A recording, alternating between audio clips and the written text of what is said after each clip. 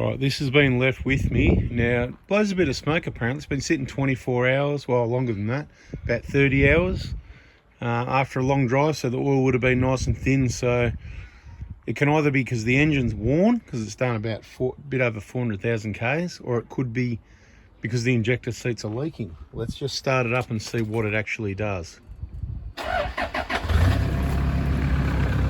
Just a quick puff is all I saw. So I reckon that's pretty good. That's just going to be a bit of normal engine wear. I'm not concerned about that. It wasn't blue smoke, wasn't oil, so it's not like it's not showing me any evidence that the injector seats are leaking. It's humming away. The engine actually sounds really good. I haven't plugged in the diagnostic, haven't checked anything yet. Look, car looks relatively clean, not too bad. Okay, it's got an upgraded head unit and 422,017 kilometers on the clock. All right, this is the next day. The vehicle hasn't been driven, so a little bit more info on that smoke. Let's see what it does today. The difference is the engine's been started to push whatever oil or fuel was in there out, and this time, instead of being driven hundreds of kilometers with thin oil and being parked, it's just been driven nowhere. So cold oil, thick oil. Let's hit the start button and see what happens. Exactly the same thing, which kind of tells us it's not oil, it's fuel. These injectors are going to be flogged off their heads, and hey presto, it's a cold engine, but the load's up around 30. Let's let it warm up. I'll take it for a drive. It's got an aftermarket steering wheel. It looks beautiful. I think that was $600 worth. The original one's in the car. It's got black duck bloody canvas seat covers. It's got the good floor mats as well. It's got all the gear. It's got some driving lights. It's got the ARB compressor. It's got a bull bar. It's got a worn winch. It's got the aftermarket head unit. It's got all the gear. The gear, if you paid for the gear or the extras you'd buy for another 120, then you're getting a free car. But let's just see, right? If you're interested in buying a 120 Prado, I'm not trying to sell it to you because it's not my car. It makes no difference to me. The owner's a top bloke. It hasn't missed a service, right? So he's got this service log on it, been serviced every 10,000 Ks. Injectors were supposedly, I always say supposedly, replaced at about 200,000 Ks, so that's sort of good. You can see it's got dual batteries, it's got voltmeters, it's got USB outlets, right? What else do you want, right? Let's have a look at, it's gonna need injectors. I'll tell you straight, it's gonna need some work on that trim there. That's probably to do with changing the steering wheel and some other issue, but I'm not gonna be going too deep into possible issues. I'm gonna put on the hoist and have a look at it and let you know. I'm gonna give a rough idea for a prospective buyer if they what they're up for. I think it could be a good car for someone. If you're into auto electrical, that's probably what it's gonna need to tidy itself up. Now, on cold, those injector readings actually not too bad, under 10 cold, but you can feedback 1 and 2, a little bit high, but not the end of the world. We're not looking at 3s, 4s and 5s, right? Which is good. Pilot 1, Pilot 2, they always stay pretty steady, but look, main injection period jumping around 600, 800, over 800, below 600, right? So no surprise there. It has had the supply pump replaced at one stage, so you know the fuel pressure is going to be good. There's no suction control valve to worry about. This is for people around Australia or Victoria, because this vehicle is going to be for sale. So let's have a look at that again once it warms up. It's got a dash mat. It feels great in the driver's seat. It drives really well. It's got a cargo barrier I can see in the mirror. It's got a fair bit of fuel in it. He's asking for about 15 grand. We haven't really worked it out yet. I mean, some people would say it's worth less, but you know what? It's got a lot of extras. Hard one to work out. New cars and old cars, it needs money spent on it. It's an older vehicle, but bloody cheap option for about 15 grand. Perfectly drivable vehicle. You can see. From me sitting in the passenger seat here, I'm looking at the Safari snorkel. It's got all the gear. You don't need to spend a cent. It's got a drifter draw system. Look for yourself. And it really does just drive good. It's got aftermarket suspension. I don't know how old it is and if it needs it again, but at the moment it drives fine. It's good. The challenge is going to be the auto electrical, and if I wasn't collecting Prados already and had enough, I'd give him 15 grand for it. I'd try and get it a bit cheaper, but you know what, to be quite honest, I don't doubt that it's worth a bit more. So I could see this even pulling 17, 18, 19 grand perhaps. but to someone that's handy on the auto electric. I think we need to get out and have a look around the vehicle. It is a bit windy out there today, so it's going to be noisy. And apparently I need to invest in, you know, stuff to solve that problem. You know the problem? YouTube doesn't pay me much money, and I'm not doing it to make money, and I haven't got money there to spend to make it better. So you're just going to have to deal with the wind a little bit, or someone can get me the gear that I need that just plugs into the phone, because that's what we're using at the moment, phone. Thanks for the camera. You're doing a pretty good job holding it there. Not so good, a bit of a sloppy job pointing it out the back window, but thanks anyway.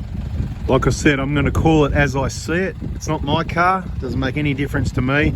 I just want to get what seems like a decent vehicle from a good owner to another good owner. So that's my little job here at the moment. We'll use this as the thumbnail for the video, eh? Right, now let's have a bit of a look around. What's it got? It looks like it's got a 2-inch lift to me. Looks like it's got Falcon Wild Peaks. Looks like they've got about, you know, fair bit of tread there, 80% at least. I'd say they're not that old. They've probably done 30, 40,000 Ks. Some old man emu, old nitro charger, but it's doing the job at the moment. Okay, I'll just have a bounce on the back suspension for you. Show you the roof. Yep, back suspension's good, no issues there. South Australia Rego. It's got a tow bar. Standard sidestep safari snorkel. Wild Peaks all round. Plenty of bugs over the front of it. It's done a lot of highway kilometres, okay? Mount Gambier. It's got the old worn winch. It's got some nice, apparently really awesome spotlights. They work really well apparently. So let's get a view from this side. Bit of a dent in the door there, but nothing to worry about in a car of this sort of vintage. It's got a bit of an antenna there. I'm not sure if it's got a UHF or anything like that. Right, so let's have a look in the back, eh? Well, let's have a look in all the car, right? So hose for the compressor, seat covers, condition of the vehicle in general, dash mat. People want to know if the dash has got cracks, and it's got a mat on it, so probably not. Let's have a look. I don't see any cracks in that dash. I'll just get a new mat that sticks down properly, that's all. But aftermarket head unit, that's worth money. Like I said, floor mats, pretty good condition overall. You know what? If it was me, I'd be putting the price up to 18 grand. This would have pulled 30 grand in the C word. This would have pulled 30 grand a couple of years ago. No, without a shadow of a doubt. I've seen worse cars than this sell for $30,000, right? So it wouldn't be a problem if you paid 20 for this, but wait till I show you the bad news. We'll have a look at those injector readings. It's gonna need injectors. I'm gonna show you the electrical, and we've still got to get it up on the hoist. So let's have a quick look in the back. The upgraded door strut. It's got a drifter draw system. I think it's got all the old spares, some thermostats and things like that, which you won't need. The handles from up there, it's got a cargo barrier, it's got an inverter. It's got some springs. What were they? Not heavy enough maybe. The seats are there, so if you need something for roadworthy, depending what state you're in, some spare drive belts. The old head unit, I'm going to guess. Hoses, the pipe, so you can get rid of the catch can. It's even got a catch can, but you can get rid of the catch can with that. So there's some service parts. See what I mean? I mean, all this, if you went and brought all these accessories, you'd pay 20 grand for it, right? Second hand, I mean, it's 50 grand worth of accessories. What else is in here? Seat covers for the back row. There's that steering wheel I told you about. Geez, anyone would think I'm trying to sell you this car. Nice table, right? I mean, where's the problem? What else do you want? All right, you want the bad news? Now for the bad news. And this is as bad as it gets, right? Once again, it's got all the bloody extras. Like I said, the lights, the worn winch with some cobwebs. It's got a rope on it. It's got a rope rather than a cable. Happy days. Catch can, you can get rid of that. The pipe's there to get rid of that. Compressor will need a clean up because all the oil's leaking on it, but you got what would be a working compressor there. It'll probably could have the same problem as what the older ones did, where you got to rebuild it, put the kit through it, as explained in the other videos. Hang on, this is a GXL upgrade. Traction control. This GXL's got traction control. This just gets better and better. Okay, so get rid of the catch can, clean up the compressor, do a coolant flush, because it's got an aftermarket radiator. It's got an aluminium radiator. This is going up to 20 grand, mate. Put in your bids, right? I mean, maybe I'm joking, I'm not, but see, my concern is, and it's not a problem, the car works the way it is. You don't have to redo the electrical, but I'm just looking at this going, Look at all these wires. So it's got dual batteries. Awesome, right? It's had the supply pump replaced. It's got an extra fuel filter. It's got a red arc DC charger. It hasn't got the auto cooler in the radiator. It's separate. So this is what cools the auto with a fan on it. It's got heaps of gear. But with all the electrical, you want to sort of be able to understand and know how all this works, figure it out, and possibly even a big rewire job, maybe getting rid of some things like the extra fuel filter, the catch can, and some of this stuff that you don't need. It might even be a move that battery over to here or move that compressor over to there. I don't know what you're going to do, but it's got a new EGR cooler. Yes, it did leak. This is one of the very rare 1KD EGR coolers that leak. So there's, you know, when something needed doing, he got it done. No expense spared. It's just a typical electrical mess. But overall, I think it's a great vehicle. Let's finish off the road test and have a look on the diagnostic. All right, by the sounds of it, it's got an aftermarket exhaust. It's quite responsive, it goes well. Just hold that there, mate, best you can, thank you. Beautiful. Just letting you have a listen to it with the window down.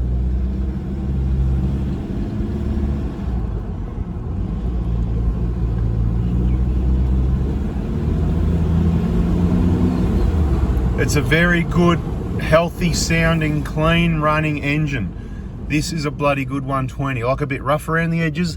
Someone with some time that doesn't mind spending time to give it a clean. Look, Prado. There's 3 bloody Prado. Prados are like belly buttons. Everyone's got one. Prados out here, right? Bloody hell, if we went out spotting Prados, that'd keep us busy, wouldn't it? Have a listen.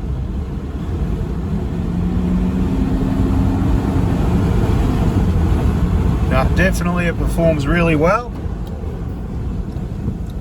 No issue there. I've just about sold it to myself, which reminds me, at some stage I think the turbo was replaced. So if you're thinking all these things are going to come up, there's not much left. And you're right, it could crack a piston any second. It could happen right now. But it's unlikely because it's very rare, especially for those that have been well looked after. This one, it's had really good maintenance history, although we can see the results under the bonnet with that green coolant that's a bit low, not so good. So that will need looking into. It's certainly going to need some maintenance updates, and throw those injectors in. It can either, if you're interested, it can be done before you pick it up, but it's going to add about $5 grand to the price. If it's a DIY purchaser, fix up the electrical, do the injectors yourself, you can budget in about $3 grand. So you might get a really great car for about 20 grand, and then you better get to know the cracked piston fund if you're worried about the engine, because there's going to be money to spend, as there is on any car. But I think this is a good, honest vehicle that's had good maintenance. All the extras just make it worth more. But by all means, I'm not telling you to buy it. I don't want to hear, Anthony, you said this vehicle is okay. I'm telling you, it's got 422,000 kilometers on the clock. It needs work, but it seems to run and drive really well. So if I didn't have a Prado and I was looking in the Prado market, for the amount of gear, whatever gear you don't want the drift to draw, sell it, get some money back. You don't want the compressor, sell it, get some money back. You don't want the worn winch, sell it, get some money back. Or you don't like this aftermarket steering wheel that looks and feels bloody awesome, sell it, get some money back, right? Anyway, there's money to spend, there's work to be done. Get back to base. I might even have a quick look at the injectors, and we'll put this video out, and we can have a look at the underbody afterwards. You know what you're going to see. You're going to see wheel bearings that probably haven't been replaced. Amazing they've lasted that long. It's something to budget for. You're going to see maybe splits in the lower control arms, maybe not. Something to budget for. Not much else really. Check the vehicle inspection playlist, service inspection playlist, and you'll get to know typically what you're going to expect to see on a vehicle like this. A bit of a sweat here, a sweat there, a good cleanup, and you'll be headed towards roadworthy. Back to base, and what did I notice as I turned in the driveway? Click, click, click. No, it's not the CV. It's got a rear locker, LOKKA, the auto locker. Bloody awesome. And if there's no complaints with that, it's probably been operating as it normally should. And let's see if I can get it to click now so you can see what it's like.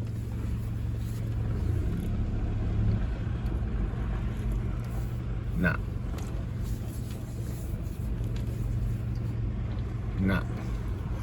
They're bloody good, the auto lockers. When they're good, I gotta say. Okay, top voltmeter be 13.7 on the main battery, bottom one 13.2 on the second battery from the DC charger. That generally mainly gives them 13.2, as we know. But let's have a look at the diagnostic screen here. because this is the important stuff. Now the load, it's like new injectors, but what you got to understand is the load can actually go low as well. So let's not take that into account too much. We need to look at the bigger picture. This is why you can't rely on load on its own. Okay, let's get to the other readings now that it's at, let's look at full operating temp. It's idling at 83, right? See 83? That is a good thing. Like I said, you won't need the thermostat, but if it was idling at the wrong temp, it could be on the way to problems as well. Now, injection volume is really low as well. This is running like it's got a set of new injectors in it, I've got to say. This is ridiculous. Are we sure they didn't get replaced recently? Because the readings I'm looking at are saying these injectors are great. Oh my goodness, I mean, look at these readings. Did anyone wait till the end? How good's this? So we got the calculate loads good. We got the injection volume is bloody bang on perfect, like a new set of injectors. And the good thing about the 120s and the before September 09, these readings I trust. I can tell you these injectors, they're in, I don't know how. I don't know if somehow these injectors got replaced and he didn't know about it or he missed it. I'm sure that couldn't happen. If these were done at 200,000 Ks and the car's done 420, these injectors are amazing. Nothing short of amazing, right? Injection volume, awesome. Feedback 1, 2, 3, 4. Now that it's warmed up, you can see they're all well within specification. If you watch my videos on the diagnostics, on this, diagnostic, I think it's called, injector diagnostics or something like that, on the playlists on 4x4 diesel, pilot 1, pilot 2, you can see they're always about the 430 mark. And if you've been watching them, while I'm yakking and waffling, you're going, yep, how good's that? And main injection's always the other one that's jumping around all over the place with old injectors, like it was when it was cold. It'll do it when it's cold, but now that it's warm, they normally still do it 500, 800, 700, 600, all over the joint. What's this doing? Look, the reason I'm yakking is so you can go, that's pretty steady. It's going a bit under 5, which is a bit low once you go under 5, down to 497, right? But it's really, if at all, going over 6. It's going 580. It's pretty steady around the mid 5s, 5 to 550. This is a good set of injectors. You don't have to put injectors in this straight away. But if they have been, I don't know how that can be. I just don't, they're magic injectors, right? Now, I'm going to put the B word out there. Nah, it couldn't be because, look, I really don't know. This is just too good to be true on the injectors. On the diagnostic side, it's not urgent to do injectors. If it's been 220,000 Ks since the injectors were done, I'm amazed. I don't know what's going on. But the concern would be injector seats leaking. That being said, this car's done mainly highway Ks. So I'm putting in a vendor's bid, not actually a vendor's bid, I'm putting the first bid in. I'm impressed with what I see with all these extras. I'm prepared to, over time, clean things up, get rid of the catch can, get rid of the electrical. I've got a vehicle that operates perfectly well, but when it's got time to be off-road, just make sure all the aircon works. I'm going to put in a bid, right? I'm putting in a bid for 10,000. I'm going low. If nobody else pays more than 10 grand, I'll pay 10 grand as the vehicle is, and I reckon I'm stealing the car, right? So let's see who's smarter than me. Let's see who watched the video at the end. I'm not saying you need to collect Prados or anything, but if you need an off-roader, say you got a nice car. Say you're thinking, I want to get a new car, but there's nothing really suitable. Well, what you could do, you could go buy a new Corolla or Camry or Kluger or RAV4, petrol hybrid, really economical. That's your daily driver, and you could keep a car like this. Maybe you've already got one. Maybe you need to sell your $40,000, $50,000 car and then go buy a RAV4 petrol hybrid, a proper hybrid, right? Or a Camry. A Camry is a great car. I'll just zip around in a Camry. It's got plenty of room for 5 people and a bit of space in there, and keep a car like this for, what, by the time you buy it, do some work on it. Look, it's going to owe you 20, 25 by the time you're done. I'm talking catching up with all the maintenance, but you should see this maintenance log. I'm not going to get into it in this video, but it's been super well looked after. So am I going to end up with it for 10 grand, or is somebody going to wise up? If you're seriously interested in this vehicle, stay tuned on the videos. We will get to an underneath inspection with more info if the vehicle isn't sold already. If you're seriously interested, I mean serious, send me a text message anytime on that work number. You'll find it on the videos if you haven't got it already. Let me know what you think. what you would pay, and if I think it sounds reasonable, I'll hook you up with the owner of the vehicle and you guys can work it out.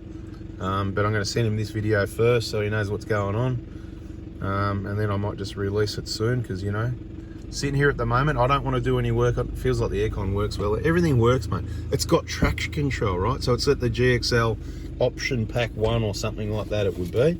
Pretty clean. All this works, it's tight. I don't see an issue with how the vehicle's been looked after. It's just been taken to your usual mechanics and workshops. This has been added on, that's been added on, another wire here, another wire there. Oh, you need a catch can, you need a fuel filter. You know what I mean? Like, all these things being added on. Just needs a big tidy up, right?